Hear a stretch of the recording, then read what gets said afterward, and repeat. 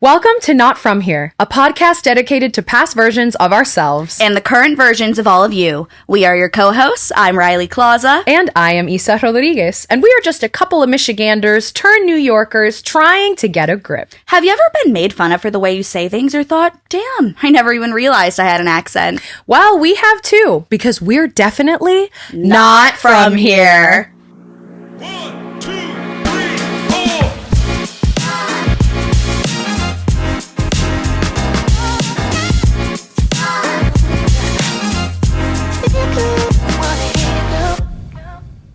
Yay! Hi! Hello, happy, what day is it? Thursday, TGIT. TGIT, or TBT, as we used to say on the old Throwback gram. Thursday. I think we should bring that back. But it's not just a regular Thursday. No, it is not. Because we have a very exciting guest in the house today. We do. Will you please introduce yourself? Hello, I'm Sarah Helbringer. Thank you for having me. This is so exciting.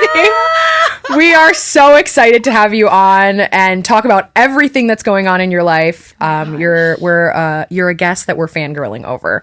You really are. You've been honored. You've been on our list for so long, and like every time I'd see you, I'd like at like random events, I would like be itching to be like, "Do you want to be on the podcast?" But I'm like, I don't want to just like, you know, like I'm so honored. I've been following you guys for so long. And You won our giveaway. Like, I in know. 2023. I brought the water bottle. She has the Owala. Owala. I have the Owala. Oh my god, it's In so the studio full circle. today. I get a lot of compliments. I'm always like, oh, I won it for my giveaway, this podcast. And you said it was your first giveaway that you've won. My first and only giveaway I've ever Really? won. So Yes. far. Oh my god, Yeah. so far. So far. How are you feeling today? Anything to catch us up on before we good. ask you so many questions? Oh my gosh, I'm doing good. I'm just kind of waiting for the holidays. I feel like I'm checked out a little bit. Yeah. Yep. Are you traveling for the holidays? I am. I'm going to Cleveland for that's my where my God. aunt and uncle live. So we're going there. Okay. And then I'm going to drive back to Buffalo with my family. That's where I'm from. So yeah, and then come back here. What a segue, I was like, Sarah. what a perfect segue. So tell us, you just mentioned you're from Buffalo. Yes. So born and raised. Go Tell us. Bills. Hey, there we I go. am from Buffalo, New York, born and raised from like the suburbs outside of Buffalo, but you know. It's a safe place to say that here. Yeah, You're so big Bills fan. It's a big sports town.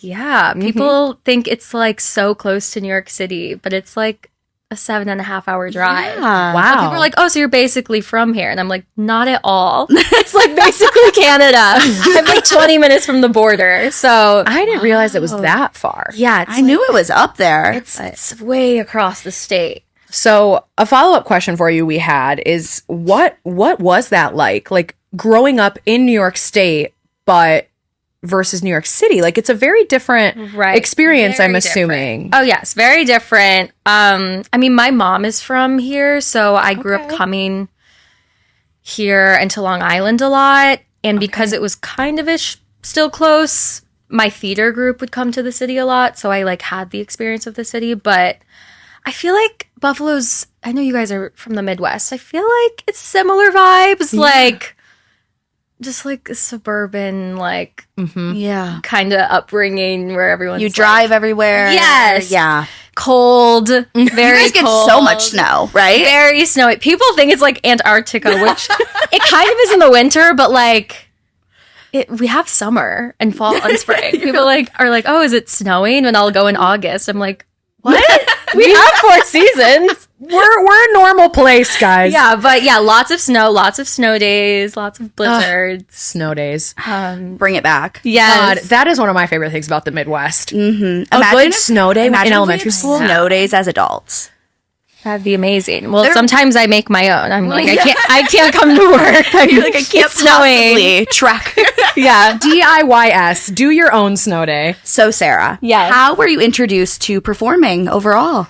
Okay, so I started in dance. That was like my thing. My parents kind of put me in everything, which is good. Like my dad really tried every sport with me.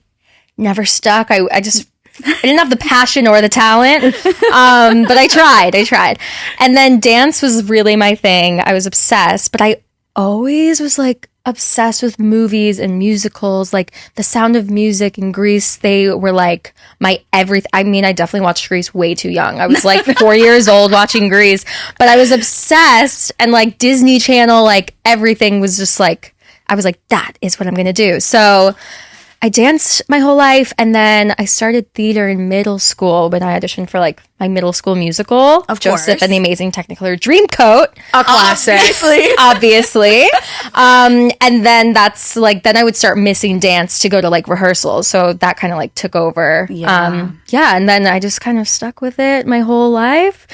The rest of my childhood, high school, I was like in a outside program of school. It was like a theater company, the one that would like travel to the city and stuff. So that was like every single day after school, and we would do a bunch of shows and have like workshops down in the city. So that was really nice to have. Wow. Yeah.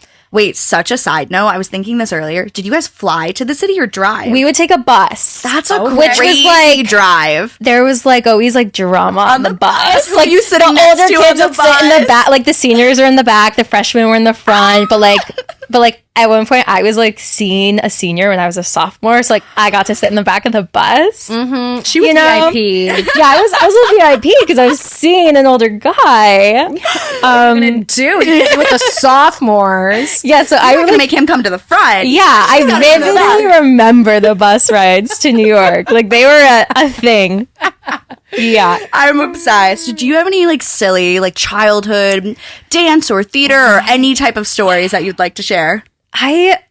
Of course, like when someone asks me about my childhood, I can't remember one single thing about it. But I will say, I can't remember any like crazy mishaps, but my first kiss was fully in rehearsals for my high school musical with my gay best friend, like in front of all of our teachers and like cast and crew. And it was both of our first kisses, and we were freaking out. What show? Pirates of Penzance. Whoa.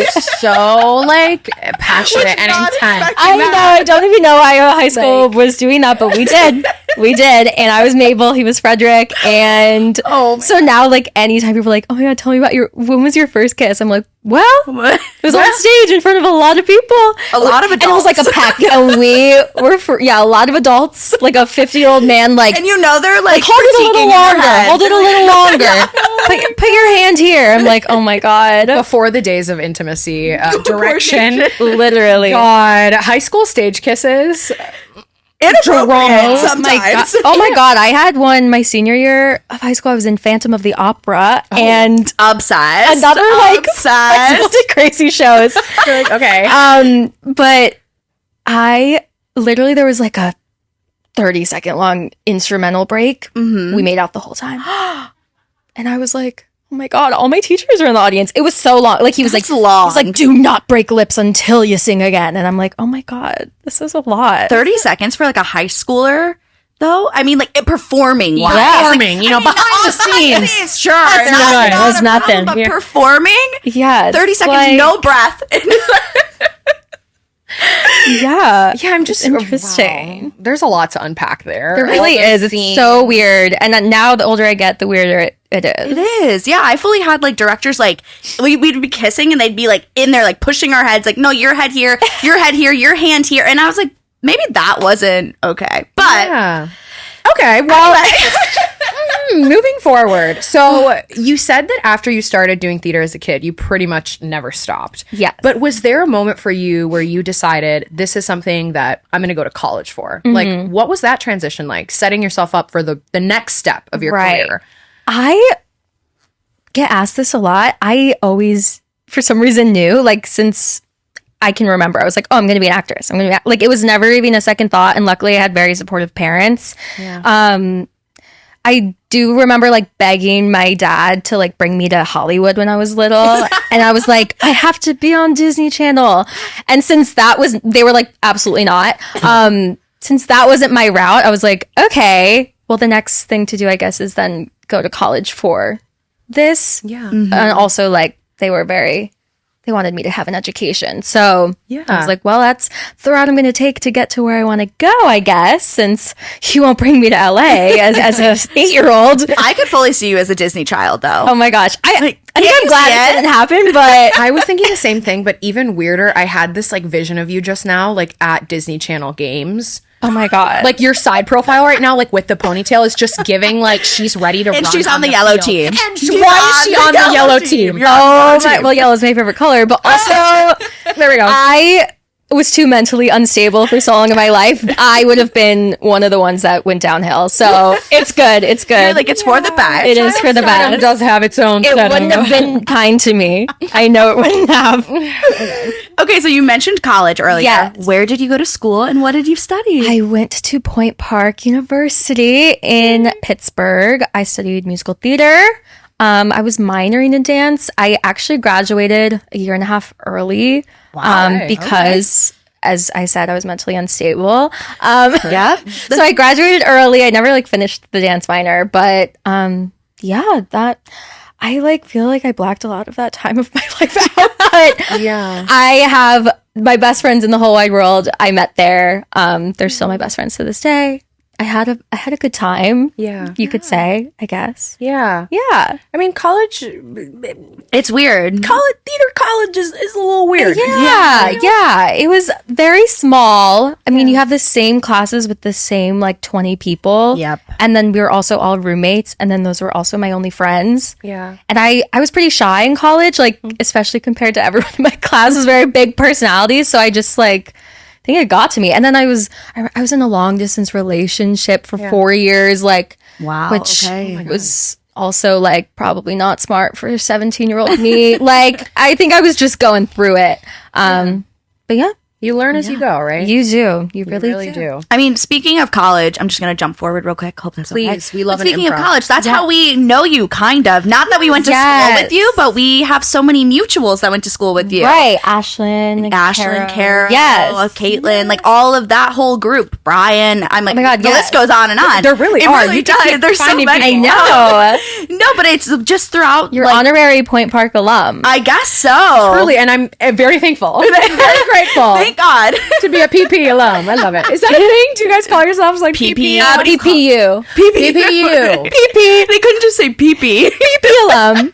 Honestly, I it's just kind of got like there. that. No, but just throughout the years here in the city, I feel like we've seen you at like so many random events. Yes. Yeah. Like, No. My What? first like solo performance at 54 Below, I'm pretty sure we were in the same Oh yeah, the actor therapy, one. show. Yes, which I need that video to be taken down of me, but I need it down immediately. I'm gonna email them soon. And You're be like, listen, something's come up and I need it down. take that down. Suddenly cut But it. yes, oh my God, I think before that we were in like a master Yes. class together. I remember and I was like, who is she? You remember sang from In the Heights.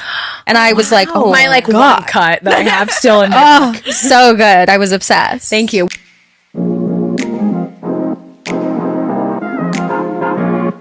You did say that you came into the city a lot growing up. Did you know from a young age that this was the place you wanted to be?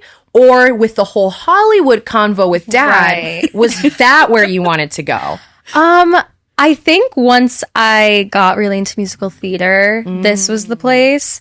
And I just, it was just like the whole idea of New York City and like me coming here as a kid. And I'm like, I'm going to be here. I'm going to be on Broadway. But then when I got to college and I kind of realized maybe TV and film and acting were more for me, I always assumed I'd actually go to LA until I visited LA. And then I was like, maybe not. Because I always thought that I never went there. So I visited and I was like, oh, honestly, I like to visit, but it's just not for me. And, now with like self-tapes and everything, you can be anywhere. And I love New York. I've been here 5 years now, a little over 5 years. congrats. Thanks. And I feel like it feels like home. And a lot of my friends are here. I'm closer to family. I just like the lifestyle more. I think I'm a little like, I like to be busy. So yeah, but if LA calls me for a project, Like, I'll go. yeah, you're not gonna say no Not forever. Yeah, LA will always be there. they'll always be there. That city of angels, them. I've never been. Me either. Yeah, I've never been to California ever. No, same. It's fun. I love San Diego. I went to San Diego, and that I was like, oh, I could live here because I love the beach. LA, just everything's so far away from each other. It's so long kind of a drive. It's not a walkable city, right? Oh, not at all.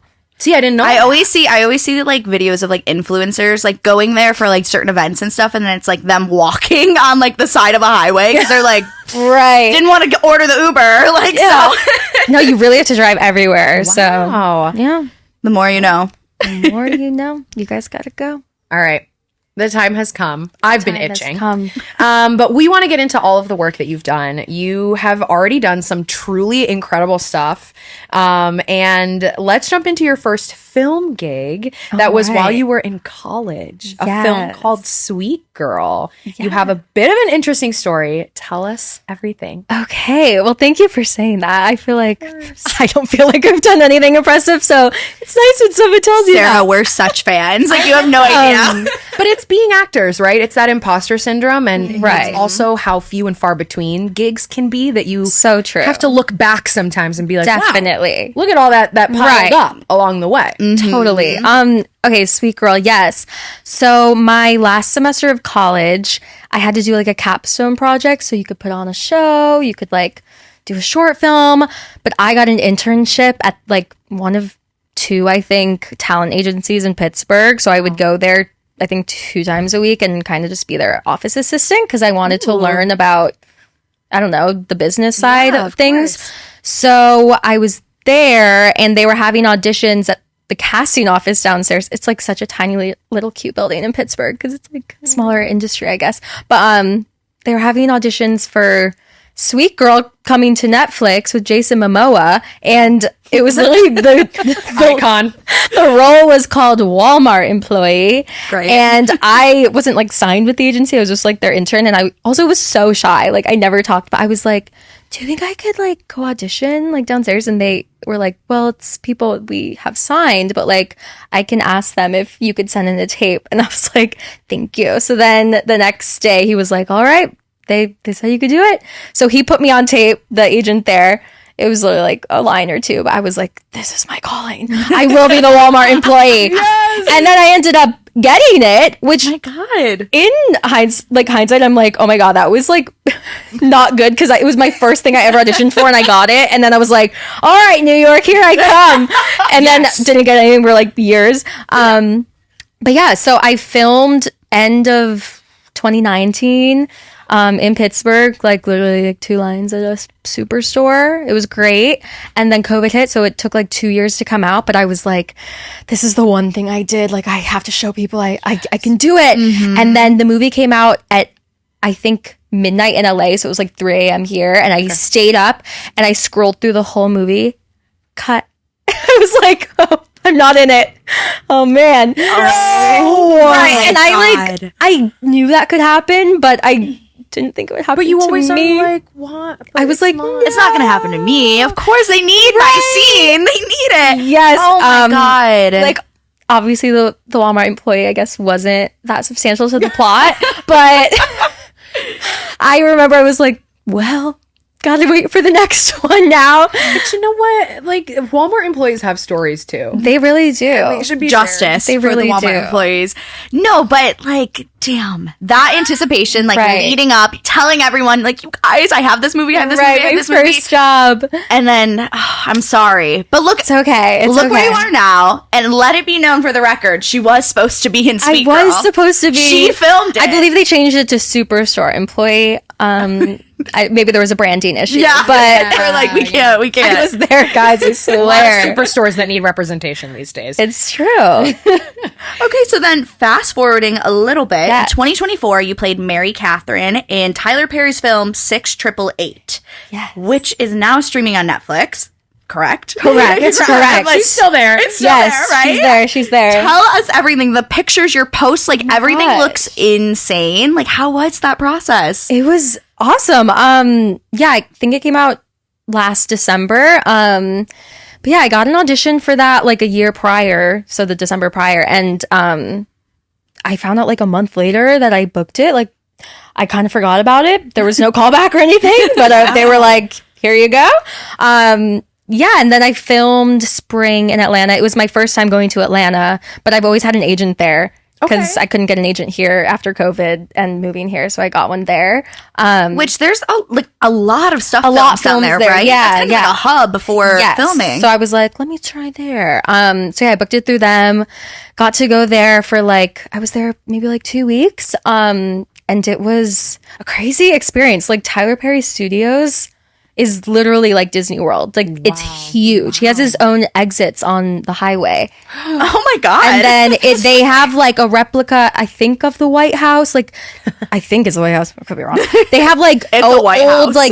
town homes. It's insane. But yeah, I got to spend a couple days there. He works really fast, which I was like, oh my gosh. Wow. Yeah, but it was really cool. The cast was so nice. I was opposite Greg Sulkin, who was in Wizards of Waverly Place. That is so wild. Which I was like, wait, I totally watched him as a kid. And I'm like, wait, how are we still playing high schoolers? Yeah. I was watching you play a high schooler when I was 5. But yeah, everyone was really sweet. It's actually a really good movie. It's about World War II, this battalion of Black women who they had sort through the mail, and they underestimated them because they were bigots. And, they were baddies, and they finished everything so much faster than people anticipated. And yeah, it's just a story about that time and those women. It's a true story. I played a racist white bitch, but great.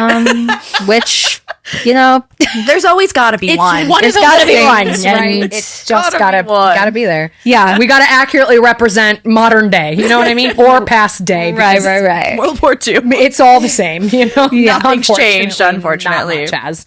But wow, everyone, go now, run, pause this episode, come back later, go stream. Yes. But maybe don't pause, because we have a very exciting topic that I keep saying I'm itching, right? I'm literally itching. But we're gonna get into something really exciting. One of your more recent projects that is also streaming on Netflix now. You, season 5, which we're big fans of the show in general, but also, to continue hyping you up as you deserve, you played a very unique and critical role to the production of the show, in my professional opinion. Mm-hmm. So tell us a little bit about what it was like playing Anna Camp's body double in season 5. It was quite the experience. I'll just go from the beginning. So I got an audition from my manager, and it said blonde woman. You, season 5. And I had never seen you. Okay. I remember the first season came out, and I was too scared to watch it because I was one day. I was gonna ask, were you scared? Because I feel there's a split where people are either so into it, or people are it kind of freaks me out. I remember my mom had it on, and I was like, I'm gonna be a solo female in New York City. I don't want to watch that. Yeah, valid. So I had never seen it, but I knew people loved it. And then I watched the first episode just to see the tone of the show. So I had to tape myself basically as Reagan and Maddie, both twins. Nice. The scene where they're in the cage, I had to do both twins. And I was like, this is so interesting. It says blonde woman, non-speaking, but I'm doing this intense scene as 2 roles. And I was a little confused what it was. Yeah. So I put both on tape, and then I got a callback that was a Zoom session with casting, and I think maybe one of the producers, or I don't even remember. So I did the same exact scenes again, and I was like, cool, this is looking nice. And then I got another audition that was in person, and it was a chemistry read with Anna at Silver Cup Studios on Long Island City. So that was, then it kind of felt real. I was like, wait, now I kind of really want this, because now I'm here at the studio where they film it, and I'm meeting Anna, and it was me and one other girl. Wow. Is that when you realized kind of what they were looking for more so? Yeah. Okay, so they kind of explained it more, I think, on the Zoom call. But then I was like, okay, so they brought both of us in one by one, and had us do both twins with Anna. Okay. But I was like, okay, so they want me to mostly mimic what she's doing, because they want someone that she can. Basically, the idea of it was that they wanted more than just a stand-in, because they wanted someone she could really act with. That was had the experience of acting and like she could feed off of, because that's like really intense scenes for her, but they also needed someone who could kind of pick up on her movements, I guess, to like get the backside of the twin. So yeah, and then we like clicked immediately also, which I think fed into it because she's like the kindest person ever, and we became very good friends very quickly. So yeah, then I booked that, and it was like a few months of filming, and it was amazing. It was really the best experience. Everyone was so kind. I feel like I got really lucky, and they treated me like I was like main cast like them. Yeah, I never felt like... That's just like so wholesome when you meet people that are established and that you look up to in a sense, and then they treat you with so much like respect, as you would hope that people do, but it's just so refreshing. Yeah, we all have heard that term, like, don't meet your heroes. Yeah, right. But when you do, and it's like they're actually good people. Yeah, I was so lucky. They like the girls especially got so close. We'd go out all the time. I love seeing your posts and your stories anytime you guys are together. I'm like, oh, they're really friends. And like Anna really took me under her wing, and I'm just really grateful for that. And like I'll still text her and be like, I have a question, help, like oh my god. Yeah, so it was awesome, and the directors and everything, it was just an amazing experience, and I got to learn so much because I was basically filming everything Anna filmed when both twins were in the scene, so I just got to like... So would you say the lines back to her during... Yeah, so I like... God. It was as if I was literally also playing both twins. They just only took her coverage. Right. It happens in post. Yes, in post. So it was just an amazing learning experience. Like learning the dialogue, like day of, like if they make changes, and learning all the camera angles and things like that. It was like a master class that I got paid for. There's that amazing video of you. It was like you guys doing the scene in the cage, and it's like talking about the whole body double of it all, and it's just like it's so cool. Like Sarah, you're just so cool. I hope you know that. And like I will say it a million times. Like we are such fans, and like I remember watching. Like we were like obviously like I knew who you were. Like we have mutuals. We're mutuals, right. And like but I remember watching this season like back in the spring with my old roommate, and I would be like, there's Sarah's head. There's Sarah's head. Like every time I was like, pauses to be like, right. Yeah. My friends were like, oh my God, we recognize your ear. Like we keep seeing your ear. I'm like, you guys know. That's true love. They're like, that's my girl's ear. Okay. So exciting. And also like as a consumer to know somebody like doing a role like that, like the reason we were so excited to ask you about it is because I don't think I've ever like truthfully understood what goes into a lot of that body double work. And also I feel like, correct me if I'm wrong, world, but a lot of the body double stuff that we see, I feel like it's a lot shorter, like small moments of a person turning or something like that. Right. Maddie and Reagan were main characters for all of the episodes. Yeah. So your role, again, it's like it was necessary to have something that worked so flawlessly, which is why it's so cool to hear you talk about it. But you also, in the final episode, you got to be, God. Wait, podcast host. Was that foreshadowing? I think it was. Everything led up to this moment. Divine intervention. I love that. But what was that like? I mean, you got to be on camera and have that as a part of the show too. Right. So one of the producers, Marco Siega, he also directed the first 2 episodes and a bunch of the whole series. He was like the overseeing director also. So he came up to me on my last day as the double, because spoiler alert, I wasn't in the whole season. So my last day is a double. I don't even remember what episode it was, maybe like 5. He came up to me and was like, hey, I just really wanted to thank you for all the hard work you've done. Like, we're really impressed. This went really well. And just so you know, I wrote like a long email this morning to whoever makes the decisions, that I'm going to try and get you a role like in the end of the season. And I was like, oh my God, like, no pressure if you can't. That's so kind. Like that, I wasn't expecting that. That's so really so nice of you. Thank you. And he's like, I'm like, no promises, but I'm going to try to make it work.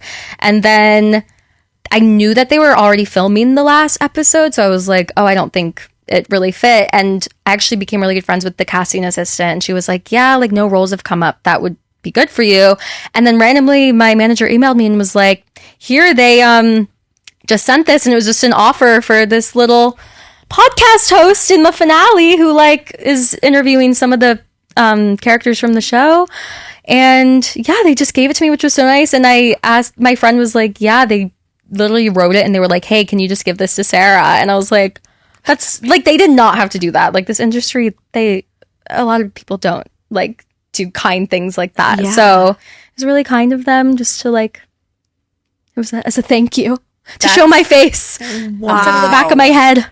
Truly. Yeah. Like what a wonderful, experience it sounds like. And congratulations on all of that. Thank you. A couple final things about it. What was it like watching the reception to season 5 online? Mm-hmm. I feel like people loved the season, especially fans of the show. Right. Like, what was it like to be a part of that and then watch people online like enjoy it so much? Yeah, it was definitely interesting. Because once I booked it, I binged it all, but I didn't realize how big the fandom was. Yeah. Like there were like Reddit threads during filming about me trying to guess what character I was. And I was like, joke's on you.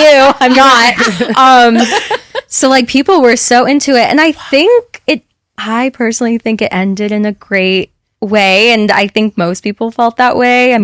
There were some haters, but like there will always be haters. Yeah, when are there not?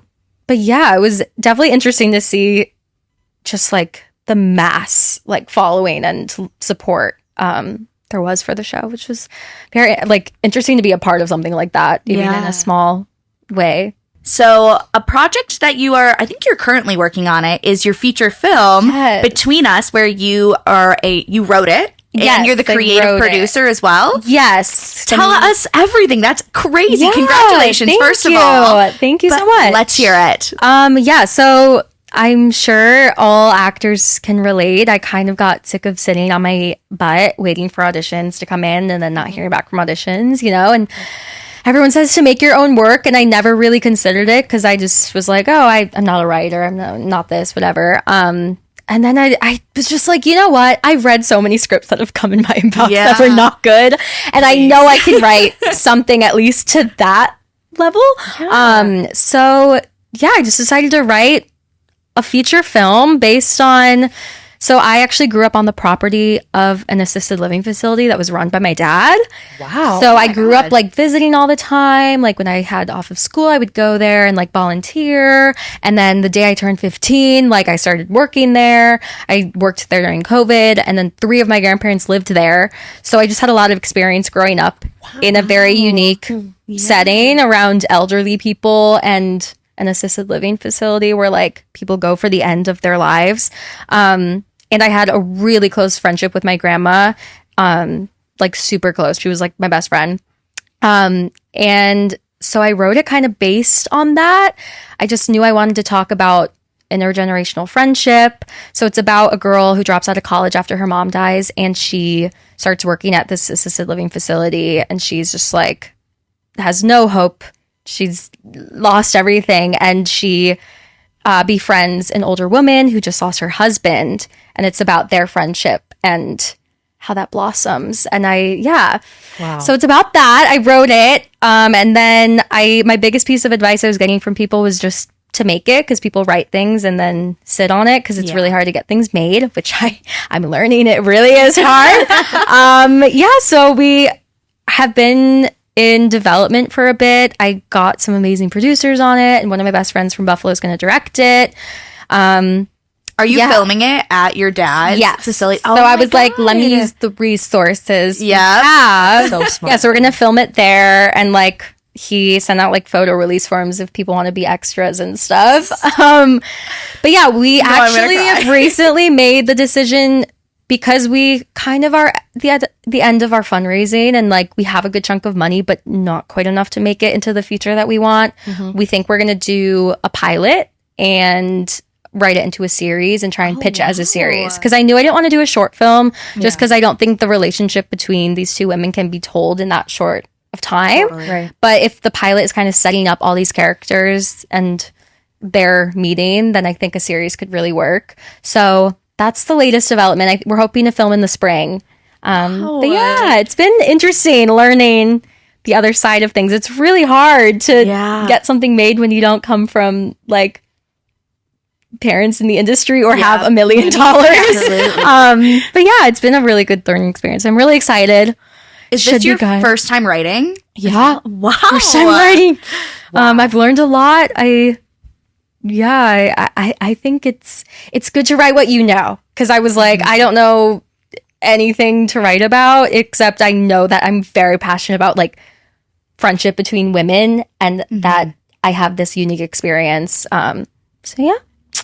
That is so beautiful. That's incredible. And I think it's also like listening to you talk about it too. How cool to create something where you can write from a place of experience and also, I mean, even like getting people to sign release forms and being a part, like extras, like you're also somehow creating this experience for the community that you came from, which I think is really impactful. And that kind of art is just so special because you're somehow giving back to the place that you kind of came from and had a connection to there. I think that's so special. Yeah, it'll be fun. My dad said people are really excited. Oh,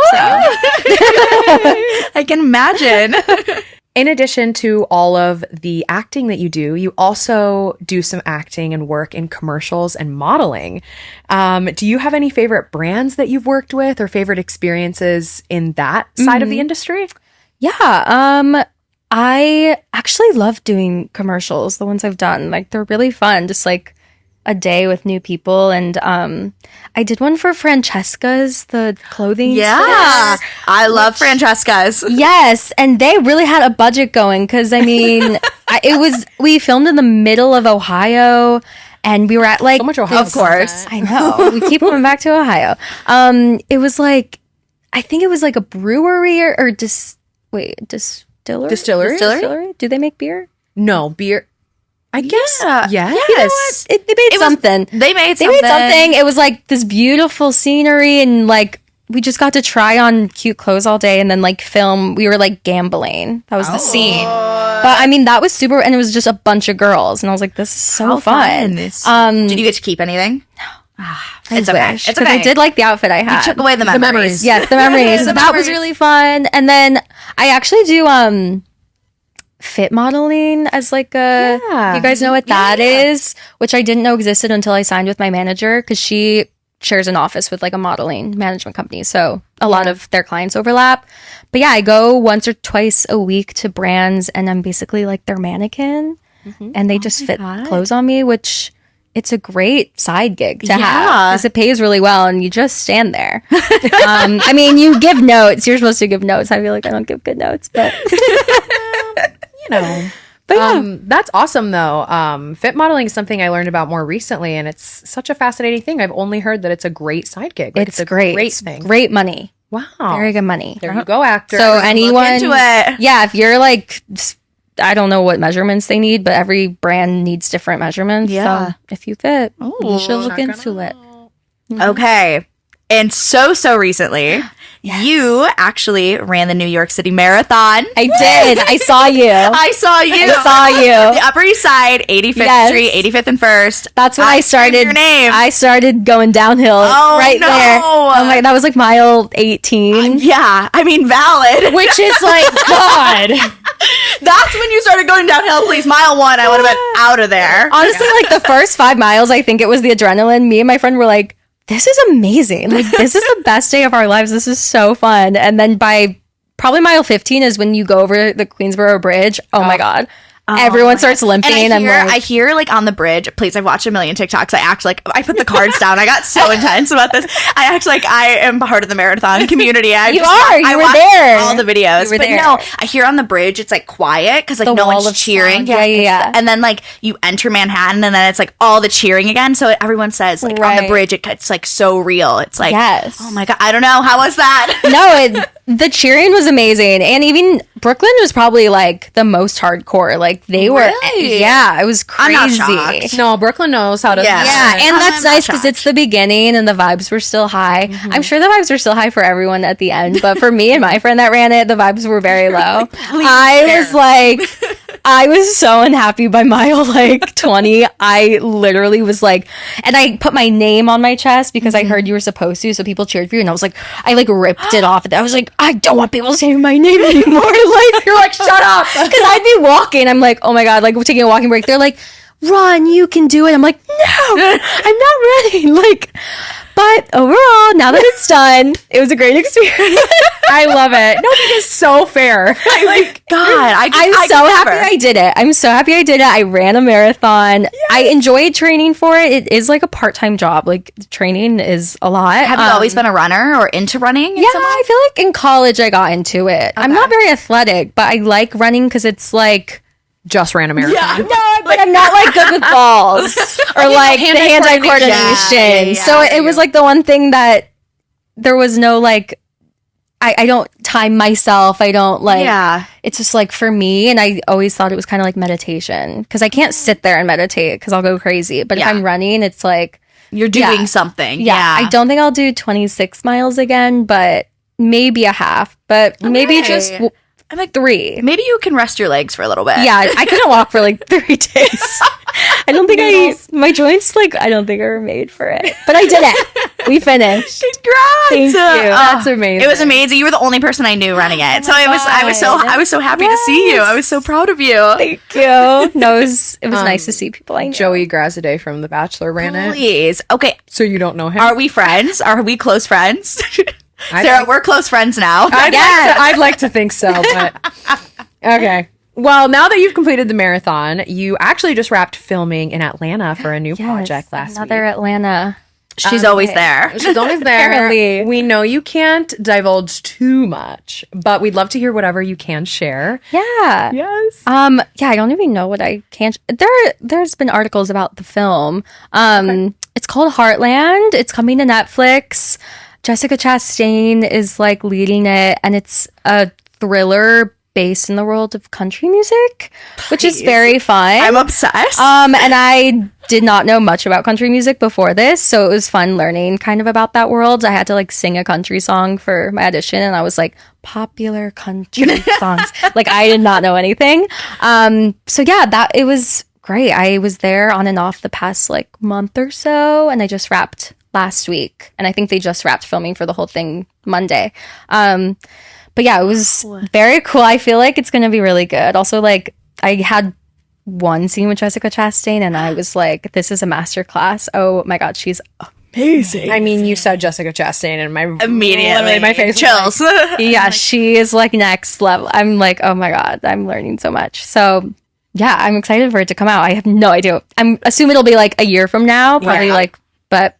It'll be a sack, but wow, how exciting. You are busy. You're a busy bee. I feel like now that that's over though, I'm like, well you're like, well, let me go back to my 3 survival jobs. Yeah, God. It's like ripping off that Band-Aid. Right. Okay, Sarah, do you have any advice for anyone listening or any advice for your younger self? Anything you would like to share as we start wrapping up? Yes. I feel like if I could go back and tell myself one thing, especially when moving here, it'd be to not be so hard on myself when things aren't going to plan.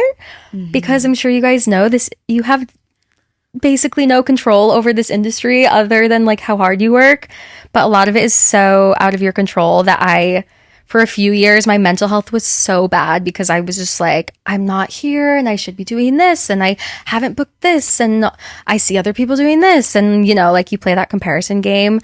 And it just led me down a very dark, sad road where like it was not sustainable. And once I kind of learned to like let go and just kind of enjoy life in the present, like you're only this young once with like your friends not attached to kids or marriage or like whatever once, like, so to just enjoy the present and aspects of life that you can control has been really important to me. Yeah, that's what I would say. I love that. Thank you for sharing. Yes. I completely agree. Things that you've learned during your time as an artist here. I know you kind of just gave us a little bit of advice, but maybe a big takeaway that you've learned. Yeah.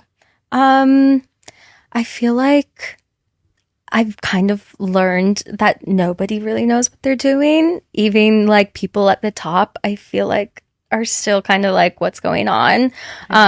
Which has been good to learn when I feel like everyone knows exactly what they're doing with their lives except me. I feel like no matter how old you are, how long you've been doing this, everyone's kind of like, now what? Like what's going on? Because it's such a hard, complicated industry to be in. So yeah. I love that. I definitely feel like there's this energy that I've also picked up on of kind of faking it until you make it. Mm-hmm. And sometimes it's just about putting that confidence on and like continuing to try, because in reality, like nobody has it all figured out. Like no one is perfect.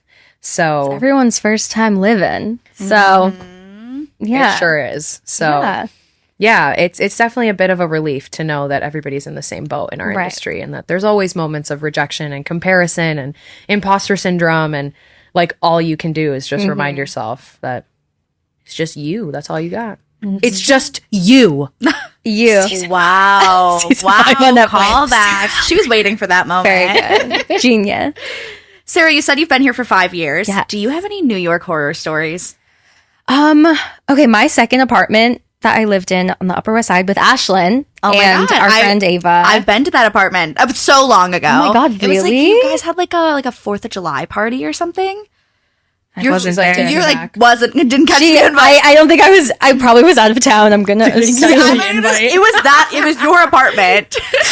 You had like a roof, yeah, right? we had a roof. Yes, we were so up on the funny. roof. I mean, yeah, I bet there was a 4th of July party. I just wasn't there. I was going to say, why do I remember that? I wasn't there. I was didn't even definitely out know of you. town. Like, I was definitely. I actually know I was out of town. Yeah. Okay. Whatever. Thank God. Imagine they had a party without her knowing. And I was like, this is how it comes out. But in that apartment, there was like a monsoon, like after we moved in. And as you said, there were like stairs in our apartment that led to our like a little roof. So because we're on the top floor, the monsoon really affected our apartment. And literally, I think it was just me and Ashlyn home. And she was like, the ceiling's dripping. And I go out and it's not just dripping, it's raining in multiple spots. And like we had like, it was just our living room. So it was like on the couch. Like, so we're putting bowls out, like trying to catch all the water. And then literally within a couple hours, the ceiling is breaking, crumbling, falling down. We're like, oh my God, what do we do? Because it was... and was it still storming too? Yes. So it's like... And it was just like literally like the ceiling was caving in. I was like, oh my God, we just moved in. And then we finally just put bowls everywhere and towels, and we're like, oh, we gotta go to bed. And then I lay in bed and I hear drip, drip. And I was like, what is that? I open my closet. Everything's soaked. So soaked. My closet was raining. So all my clothes, I was like, and it was like dirty rain. Of course. So we washing that roof clean. Oh my God. Yeah. Our apartment group chat was called the Great Wolf Lodge because we were like, it's literally a water park. Yeah. Yeah. Damn. That was rough. Wow. And I was like, I'm paying too much for this. One of the worst things about like moving to New York is like when that happens to you and it's like your first time experiencing something, and then you're just like, literally, how do I deal with this? Right. And, like going through those motions, it's like how you're like, I just have to suffer through this like, right now. How do I get through this? I don't know. I guess I gotta call somebody, go to bed, like, open my closet door. Like, what do I know. Put a bucket down. Yeah. Like, I don't know. I just like, gotta. Dad, he's like, I'm in Buffalo. What do you want me to do? I'm like, 8 hours away, honey. I remember I called him. There was a cockroach in my room. Luckily, it was a week before I moved out. I was like, Dad, there's a cockroach. He's like, literally, what do you want me to do? Step on it? Yeah. I'm like, I don't know. Anything but. All right. Final question. What makes you not from here? Oh my gosh. I feel like a lot makes me not from here, but I do think I've gathered some more like, or I think I've become a lot less patient since living here, which would make me from here. But I will say every time someone tries to hand me a flyer on the sidewalk, I take it. Oh. Because I feel bad. That's really sweet of you. And I love that. I always get stopped by the people asking me to, they're like, do you have a moment? I'm like, and it's always the people who are like, do you like Sure. cats and dogs? Yeah. Oh, you don't want animals to suffer. I do know. you? I donated $100 once. I did not have money, but I felt bad. They know what they're doing. It was like for children. I was like, okay. You're like, I love children. I was like, I'll donate like $20. He's like, but the lowest you can do is 100. I'm like, You were like, well, you got me. Here you go. I gotta go to work. so that would make me not from here. I always talk to people because I feel bad. That is a fantastic. Yeah. No one's ever said that, and I'm obsessed with it. That's such a great answer. Great. Well, Sarah, thank you so much again for joining us. Like we said, this is a dream come true for us. So truly, we're so in awe of you, and we just can't wait to keep up with you and see what else you do. Where can the people find you? Oh, on all the social media platforms at Sarah Helbringer, Hell with one L. Oh. No space. Have you been saying that your whole life? No, I think I've said it maybe once, but I think I'm gonna adopt that. Yeah. That's sexy. Also, a big thank you to Noah Wisniewski, our wonderful social media manager. Make sure to check out our YouTube channel to watch the episodes and all of his beautiful video edits. Thank you, Noah. We love you. Next week, we're going to be taking a break because it's Thanksgiving. God, a girl's gotta, Happy Turkey Day. Turkey. Gobble, gobble. But we will see you back for our next episode releasing on December 8th. Yay. If you want to keep up with us on social media, our @ is @notfromhere.podcast. That is NOTFROMHERE.PODCAST. And as always, I'm Riley Klauza. I am Isa Rodriguez. I'm Sarah Helbringer. And we are definitely not from here. Bye.